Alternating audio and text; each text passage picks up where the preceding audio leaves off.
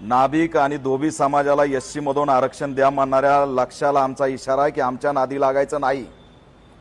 तुझी नौटंकी बस झाली आता।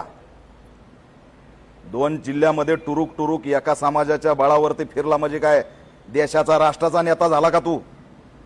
महाराष्ट्रामध्ये जर एससी आरक्षणाच्या दिशेने कोणी वाकड्या नजरेने बघितलं तर याद राख, चुकीच्या बिळात हात घालतोस, अंगावर येतोस। अंगाव आला तर शिंगाव घेऊ आणि बिळात हात घातलास तर हात उकडून टाकू। आणि एससी आरक्षणाकडे जर वाकड्या नजरेने बघितलंस तर डोळे सुद्धा काढू, लक्षात ठेव। सिद्धनाथ महाराजची औलाद आहे, गळ्यात मडका आणि पाठीला झाडू भोगलेली औलाद आहे। मूळ आरक्षण डॉक्टर बाबासाहेब आंबेडकरांनी एससी एसटीला दिलं। 1978 1994 पासून या महाराष्ट्रामध्ये आरक्षणाचं भांडण सुरू आहे।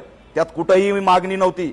नव्या मागणीला जन्म घालतो, नवा पायंडा पाडतो, दंगल होत नाही म्हणून एससीला इन्व्हॉल्व करतो।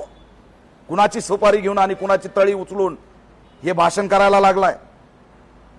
मीडिया ट्रायल करतो, शिवराळ भाषा वापरतो, गावंढळ गप्पा करतो।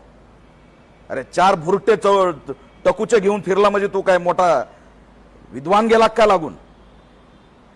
कदापि खपून घेणार नाही। लक्ष आमच्या अंगावरती येण्याचा प्रयत्न करू नको।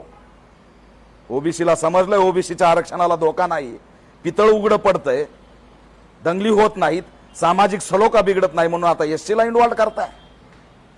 राज्य सरकारला, मुख्यमंत्र्यांना माझी मागणी आहे, मुख्यमंत्री साहेब, गृहमंत्री साहेब, हे योग्य नाही।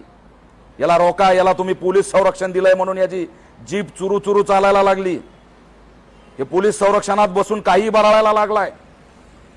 अॅट्रॉसिटी ऍक्ट अंतर्गत ह्याच्यावर कारवाई करा। एससीच्या आरक्षणाला डिवचण्याचा प्रयत्न करतो। कदापि आम्ही खपून घेणार नाहीत।